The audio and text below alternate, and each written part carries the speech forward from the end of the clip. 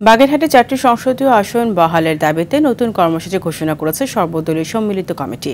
এর অংশ হিসেবে আগামী 19 ও 20 গণস্বাক্ষর কর্মসূচি এবং 21 ও 22 সেপ্টেম্বর জেলা ও উপনির্বাচন অফিসের সামনে একইভাবে অবস্থান কর্মসূচি পালনের ঘোষণা দেওয়া হয়েছে। দুপুরে জেলা নির্বাচন অফিসের সামনে অবস্থান কর্মসূচি শেষে খুলনা বাগেরহাট মহাসড়কে একটি বিক্ষোভ মিছিল বের হয়ে জেলা প্রশাসকের কার্যালয়ের সামনে গিয়ে শেষ হয়।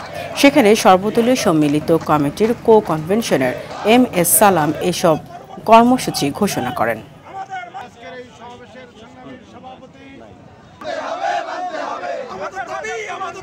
তারা একটা চূড়ান্ত গেজেট প্রকাশ করে 17 লক্ষ বাগেরহাটবাসীর উপরে একটা চূড়াঘাত করেছে।